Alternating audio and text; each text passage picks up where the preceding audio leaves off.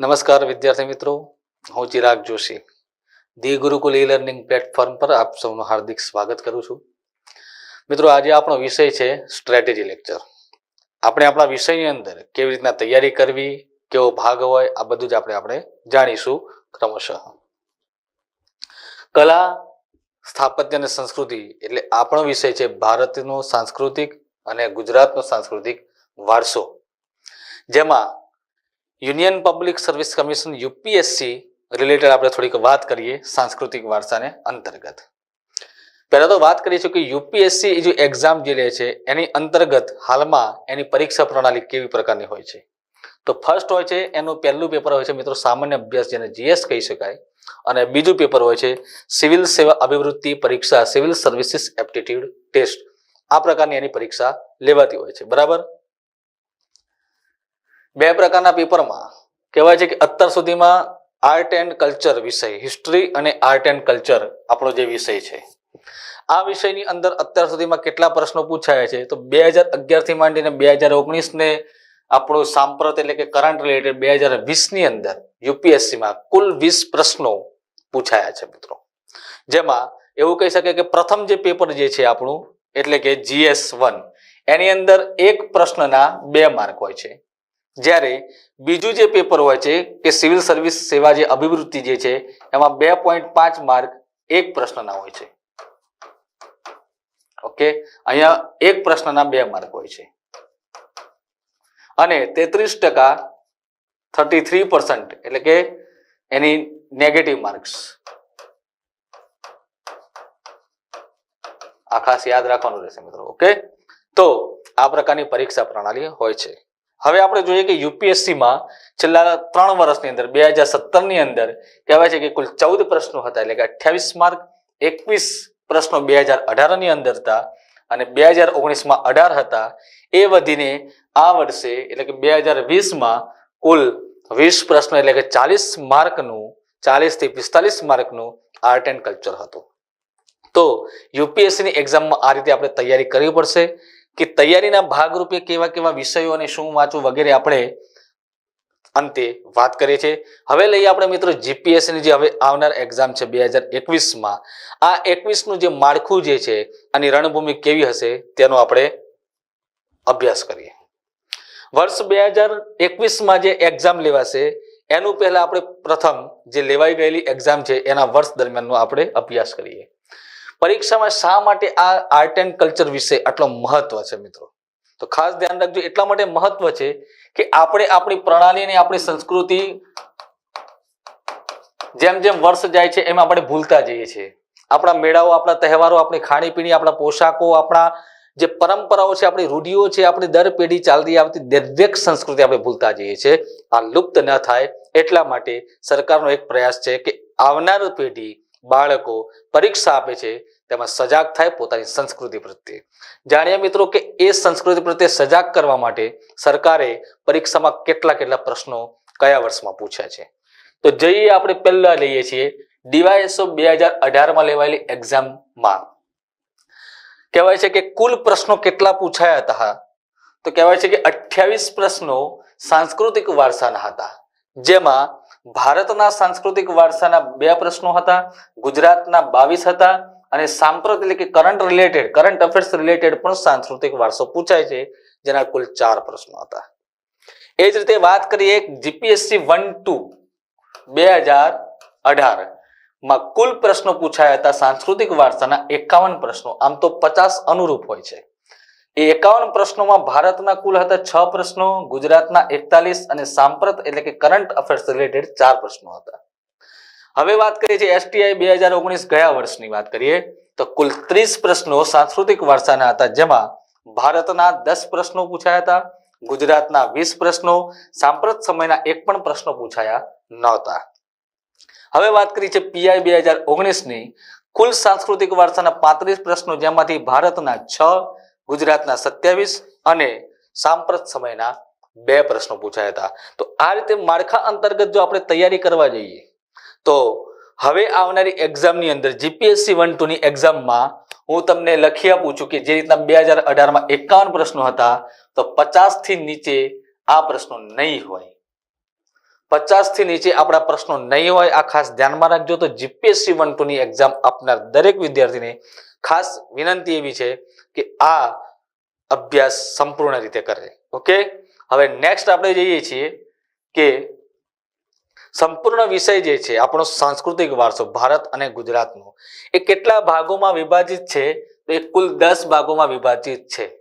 એટલે કે આપણા જીપીએસસી ના જેટલા પણ સિલેબસ છે ક્લાસ 1-2 નો, એ સિલેબસમાં 10 ટોપિકો આવરી લેવામાં આવે છે, જેમાં પહેલો છે ભારત અને ગુજરાતનો સાંસ્કૃતિક વારસો. આ સાંસ્કૃતિક વારસામાં કયા કયા વસ્તુ, કયા કયા ટોપિકોને આવરી લેવામાં આવે છે? તો એ છે કળા સ્વરૂપો, બીજું છે મિત્રો સાહિત્ય, ત્રીજું છે શિલ્પ અને સ્થાપત્ય કળાઓ, જેમાં વિશ્વ વિરાસતો, નૃત્ય કળાઓ, પછી ચિત્રકળાઓ, ભીંત કળાઓ, ભીંતી ચિત્રકળાઓ, ગુફાઓ વગેરે બધું જ આની અંદર આવે છે. સાહિત્યમાં પણ વૈદિક સાહિત્ય, ધર્મ સાહિત્ય, ધર્મેતર સાહિત્ય, બધા જ પ્રકારના સાહિત્યો અને વગેરે કળા સ્વરૂપોનું આવરી લેવામાં આવ્યું છે. બીજા નંબરમાં આવે છે મિત્રો ભારતીય સંત પરંપરા અને લોકમાનસ પર તેનો પ્રભાવ. કબીર થઈ ગયા, સંત કબીર થઈ ગયા, સંત રામાનંદ થઈ ગયા, તો આ બધાના વિશેની જે લોકમાનસ ઉપર એટલે કે આપણા ઉપર એનો જે પ્રભાવ છે એના વિશે પૂછાશે. નંબર 3 છે ભારતીય જીવન પરંપરા, આપણી પરંપરા, જેમાં મેળાઓ આવશે, ઉત્સવો, ખાણીપીણી, પોશાક એટલે આપણી જે પહેરવેશ છે એ અને પરંપરાઓ પૂછાશે. નંબર 4 છે મિત્રો ભારતીય સંગીત અને તેનું મહત્વ, કે જે પાશ્ચાત્ય એટલે કે વેસ્ટર્ન સ્ટાઇલ, શાસ્ત્રીય સંગીત, હિન્દુસ્તાની અને કર્ણાટકી સંગીત, એ રીતના સંગીતનું આખું માળખું પરીક્ષામાં પૂછાય એના માટેનો આખો સિલેબસ છે. અને નંબર 5 માં આવે છે મિત્રો ગુજરાતના સંગ્રહ સ્થાનો એટલે કે મ્યુઝિયમ્સ, પછી પુસ્તકાલય પ્રવૃત્તિ એટલે કે લાઇબ્રેરીઝ, સાંસ્કૃતિક એન્ડ ધાર્મિક સાહિત્યિક મહત્વ એટલે કે સાંસ્કૃતિક, ધાર્મિક અને પાછું સાહિત્યિક, આ ત્રણેય પ્રકારોનું મહત્વ એ છે ગુજરાતના સંગ્રહ સ્થાનો અને પુસ્તકાલય પ્રવૃત્તિ. નંબર 6 ઉપર આવે છે મિત્રો ગુજરાતી ભાષા બોલી, સોરઠી બોલી, કચ્છી બોલી, ચરોતર બોલી, આ પ્રકારની ગુજરાતી જેટલી પણ બોલીઓ છે એ ખાસ કરીને પૂછાય છે. અને નંબર 7 માં આવે છે મિત્રો ગુજરાતી રંગભૂમિ, જેમાં ગુજરાતી રંગભૂમિ નાટકો, ગીતો, નાટ્ય મંડળીઓ બધું જ પૂછાય છે. ભવાઈ પૂછાય છે, બરાબર, જય શંકર ભોજક સુંદરી વિશે પૂછાય, રણછોડભાઈ ઉદયરામ દવે જે રંગભૂમિના પ્રણેતા છે, રંગભૂમિના કહેવાય છે કે મુખ્ય નાયક કહેવાય છે, એવા વ્યક્તિઓ વિશે પૂછાય. અને નંબર 8 ઉપર જે આપણા ભારતના આદિમાનવો દ્વારા જે ચાલી આવતી જે સંસ્કૃતિ જે છે, જેને આદિવાસી જનજીવન કહીએ છીએ, એના પ્રશ્નો ખાસ પરીક્ષામાં પૂછાય. જેના આદિવાસી જનજીવનોના અલગ તહેવારો પણ હોય છે, એમના મેળા હોય છે, એમનો પોશાક અલગ હોય છે, એમની ધાર્મિક વિધિઓ પણ અલગ અલગ હોય છે, હોળીઓ છે, પછી ઢીંગલીઓના જે કહેવાય છે કે પોહોતીઓ અને વગેરે ઘણા બધા એવા તહેવારો એમના આવતા હોય છે. તો એ છે નંબર 8. અને નંબર 9 માં આવે છે મિત્રો ગુજરાતી આપણું સાહિત્ય. ઓકે, આ સાહિત્યમાં શું આવે છે? તો પ્રવાહો આવે. કેવા પ્રવાહો આવે? તો નવલકથા છે, આત્મકથા છે, આત્મ સ્વરૂપણ છે, બરાબર. તો આત્મકથા છે, તો એમાં આત્મકથામાં પાછા 2 આવે, બરાબર છે, ઓટોબાયોગ્રાફી અને ખાલી બાયોગ્રાફી, તો એ પ્રકાર જીવન ચરિત્ર. પછી વળાંકો, તો પહેલા અત્યારે જે કવિતા લખાય છે એ પહેલા શું લખાતું હતું? તો પહેલા પદ્ય લખાતા હતા, એ પદમાંથી કવિતા આવી. સાહિત્યકારો પૂછાય, ખાસ કરીને કરંટ રિલેટેડ સાહિત્યકારો પૂછાઈ શકે. કરંટ રિલેટેડ કેવી રીતે સાહિત્યકારો પૂછાય છે? એ ધી ગુરુકુલ જે મંથલી મેગેઝિન આવે છે એમાં ખાસ કરીને ઘણું બધું આવરી લેવામાં આવે છે, કરંટ અફેર્સ. પછી સાહિત્યિક રચનાઓ, અમૃતા છે, કોની નવલકથા છે, તો વગેરે જે કૃતિઓ, જે રચનાઓ જે છે, અને સાહિત્યિક સંસ્થાઓ એટલે કે ગુજરાત વર્નાક્યુલર સોસાયટી કહો કે ચાહે કોઈ પણ સોસાયટી, કોઈ પણ સંસ્થાની વાત કરો, એ બધી એમાં પૂછાશે. અને છેલ્લો મિત્રો 10મો ટોપિક છે ગુજરાતના તીર્થ સ્થળો, અંબાજી, દ્વારકા, સોમનાથ, ઓકે, ડાકોર વગેરે પર્યટન સ્થળો, ફરવાલાયક સ્થળો છે, તારંગા છે વગેરે એવા બધા પર્યટન સ્થળો છે, ગીર સાસણ ગીર છે, બરાબર. આવા બધા ટોપિકો પરીક્ષાની અંદર પ્રશ્ન પૂછાય છે. ઓકે, હવે આગળ વાત કરીએ આપણે કે આ 10 ટોપિકો છે એના માટે આપણે શું વાંચીશું તો આપણને ખરેખર યોગ્ય માર્ગદર્શન મળી રહેશે એનાથી જ.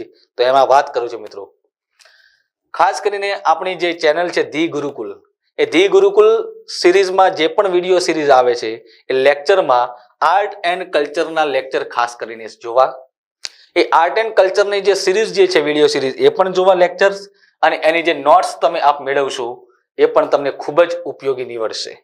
નંબર 2 ની વાત કરીએ તો શું વાંચવું, તો ગુજરાત રાજ્ય શાળા પાઠ્યપુસ્તક મંડળ અને એનસીઆરટી એટલે કે જીસીઆરટી અને એનસીઆરટી વાંચી શકો છો તમે ધોરણ 9 થી 12, જેમાં સામાજિક વિજ્ઞાન ખાસ કરીને આવતું હોય છે, અને એનસીઆરટીમાં આવે છે તો આર્ટ એન્ડ કલ્ચર, કળા અને સ્વરૂપો. તમારે ભારતના સાંસ્કૃતિક વારસા માટે સુપ્રસિદ્ધ જે છે નીતિન સિંઘાનિયા, જેનું છે art and culture. Okay, art and કલ્ચરની બુક જે છે એ તમે નીતિન સિંઘાનિયાની વાંચી શકો છો. અને સાંપ્રત સમયના જે પ્રશ્નો પૂછાય છે આપણા આર્ટ એન્ડ કલ્ચરના, જો એને વાંચવું હોય તો એના માટે the ગુરુકુલની talkative India monthly magazine જે આવે છે એ તમે વાંચી શકો છો. એ અહીંથી પ્રસિદ્ધ થતી હોય છે, બરાબર? તો આને તમે વાંચી શકો છો. ઓકે, તો આપણી જે મૂંઝવણ હતી શું વાંચવું એના વિશે આ છે. હવે એક પ્રશ્ન ખાસ કરીને દરેકને હોય છે કે વિદ્યાર્થીઓ આ વિષયમાં કેમ મૂંઝાય છે, એના કારણો શું હોઈ શકે? તો મિત્રો એનું કારણ એક હોઈ શકે છે કયું, કે ભાઈ આર્ટ એન્ડ કલ્ચર મને વિષય પસંદ નથી.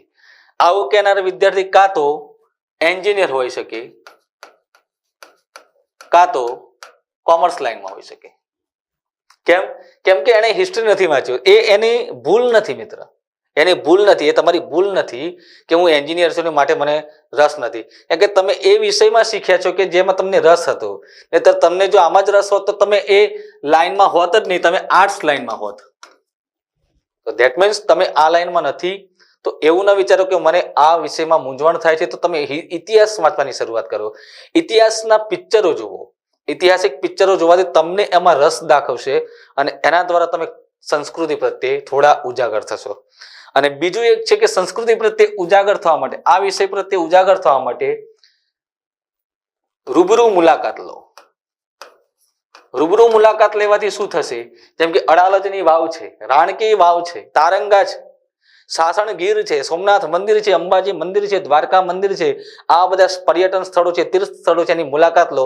તમને એની સંસ્કૃતિ રૂબરૂ ખ્યાલ આવશે, અથવા તો એનું જે આર્ટ, જે આખું એનું જે ઇમારત, જેનું નક્કાશી કામ છે એ જોઈને તમને લાગણી થશે અને એના ઉપર તમે પાછા એ રૂબરૂ મુલાકાતથી તમને એમ થશે કે આના વિશે હું પુસ્તકમાંથી જાણું, તો એના પ્રત્યે તમે પુસ્તક વાંચશો.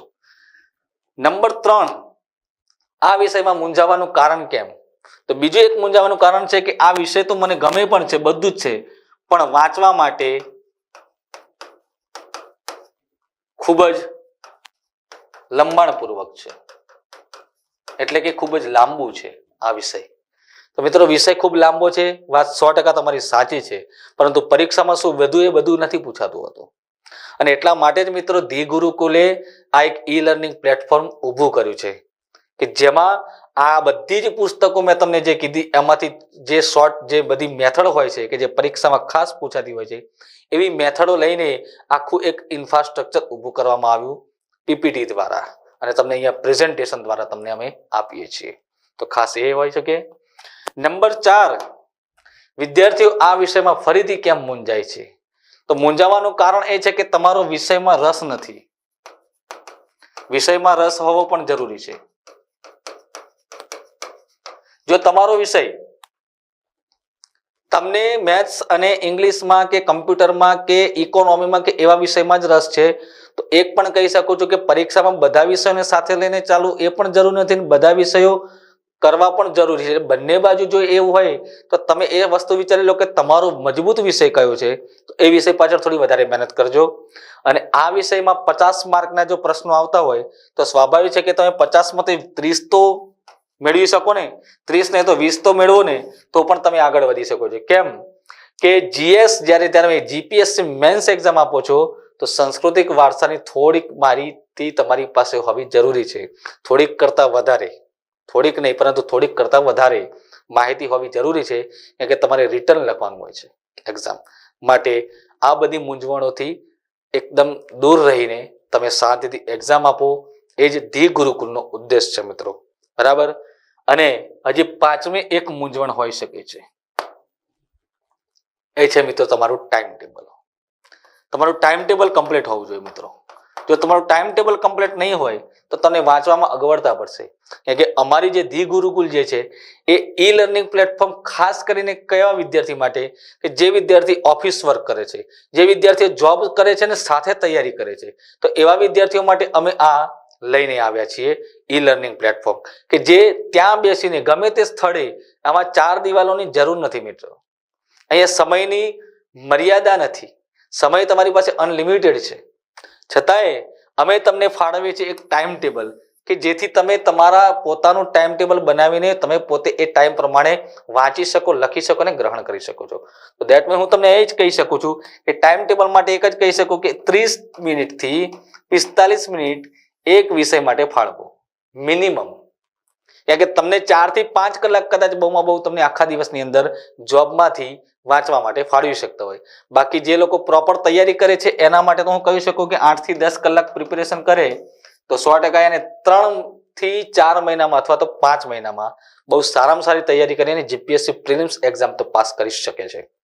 મેન્સ માટે કાબિલિયત છે, કેટલાકને લખવાની પ્રેક્ટિસ હોય, તો એ મેન્સની વાત છે. આપણે અત્યારે પ્રિલિમ્સની વાત કરીએ છીએ તો પ્રિલિમ્સ મુજબ આ 5 પ્રકારના મુદ્દાઓ તમને મૂંઝવણમાં નાખે છે અને આ મૂંઝવણ તમને હું દૂર કરું છું.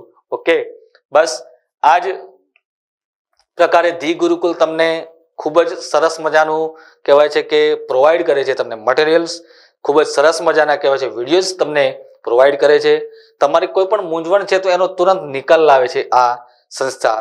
એ તરફથી ખૂબ ખૂબ ધન્યવાદ. અને આપણે આ વિડીયો જોયો, તમને ગમે તો લાઈક, શેર અને સબસ્ક્રાઈબ કરજો. અને તમને સાંસ્કૃતિક વારસા માટે ખૂબ આ વિડીયો મદદગાર રહેશે. અને આપ સૌ પરીક્ષા સરસ મજાની પાસ કરો એવી મારી શુભેચ્છાઓ અને એવા મારા આશીર્વાદ છે. આપ સૌને મારા નમસ્કાર.